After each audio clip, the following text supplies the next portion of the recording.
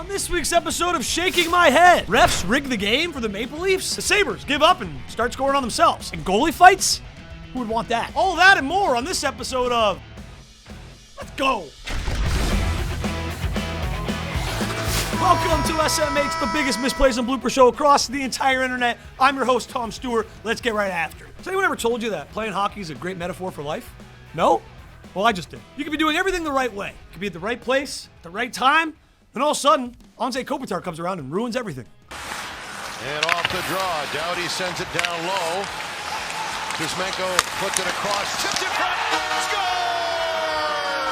I believe it was Fiala on the near boards. Yes, Fiala fights for that. How important does that become? Because when it goes all the way across here, Kopitar is looking for Kempe, and it ends up bouncing off a Hurricane player, I believe, in front. It gets all the way to skate.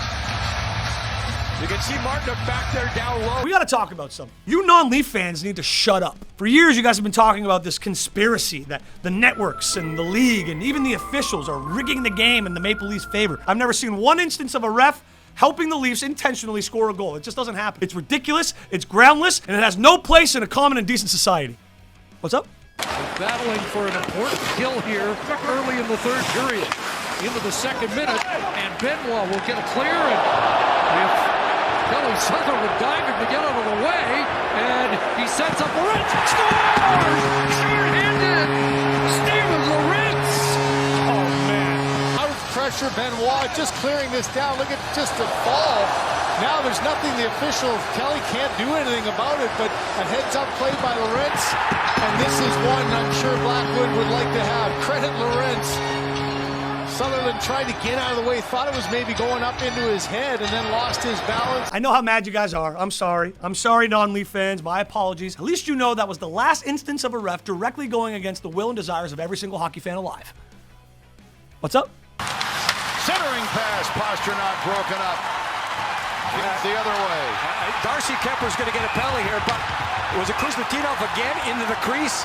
Yeah. I mean, he made contact with Darcy. Just from the looks of thing, I think he's going to get Darcy for a rough. But he's upset. Maybe he'll get both. We'll see. Darcy's goalie fight. Here they go. Darcy can get another penalty here for crossing the red line.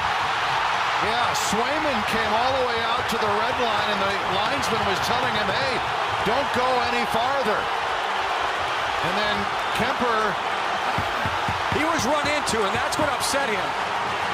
So then Swayman says, okay, we'll try to take a moment here to figure things out.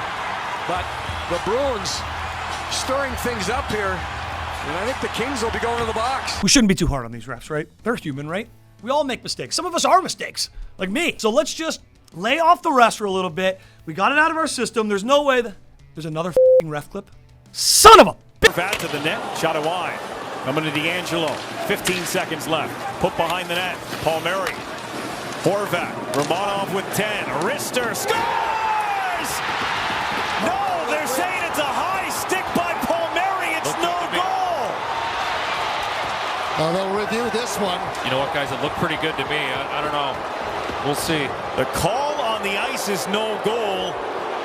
Any reviews will have to be initiated by the Situation Room in Toronto, and they better be right. There's the bump. Is there time to reset? That's the question, right? That's going to be interesting. Again, it's not a challenge. This is being reviewed by the Situation Room in Toronto. We have a Situation Room review. And there it is, yeah. He's outside the crease. Palmieri is outside the crease the whole time. Never goes in the crease. 5 minutes later. But after the lengthy review, we'll get an announcement here from Michael Markovic.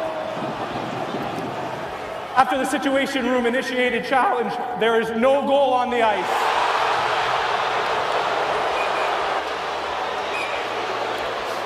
I would love a little more information from the officials, but all we have to say is that the goal is taken off the board, and it's still a 3-3 tie. Hey guys, come here for a sec. Want to see what rock bottom looks like? And now Quinn. Penalty upcoming to Utah. This one's going to come out. It's going to go all the way back. Is it going to go in? That's in. It's in. It is! You've got to be kidding me. Zone on a delayed penalty. Now remember, delayed penalty, high stick in front, Ian Cole. Referee has his arm in the air. Penalty for high sting. However, If Utah- the puck is propelled in the net by their own guy, Buffalo, the goal counts. So Cole had a delayed penalty. That means whenever Utah touches the puck, the whistle will go. Being a Sabres fan is a lot like being a fan of this show, right? It's lonely, disappointing, and just sad.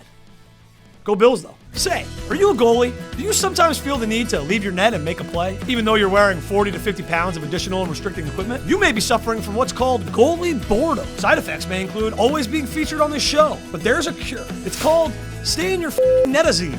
When taken before a game, it's been proven to deter all the negative impulses associated with goalie boredom. Ask your teammate if staying in your net is right for you. They'll say yes, emphatically. Roll the clip, Nick. That last face-off, it was both Werenski and Severson. On the blue line. Look out, Brad, and he scores. Off the stick of Greaves and to the wrong guy, Jesper Bratt. As you see it being popped into the zone, he tries to get out there quickly and handle it. Just missed it. Slowed it down enough, actually, for Bratt to jump into it and score into the open net. Went off the heel of the blade of his goal stick. And just like that, it's 2 Zip Devils. Devils have played discipline. Well, just like that, we've come to the end of the show. You can stop cheering. Next week, we'll introduce our mailbag segment. So if you want to be featured in next week's episode, leave a comment below. There's no way you guys will hate on me now that you know I'm a Leafs fan. Right? Until next time, my dearest, dearest friends, I'm Tom Stewart. You keep that head shaking. Well, again, I said this last week. You keep it shaking, but this way. That's a blooper show, so we got to put a bit of a negative spin on it. So, but please, keep it shaking, but this way. That makes sense. So. Okay, see ya.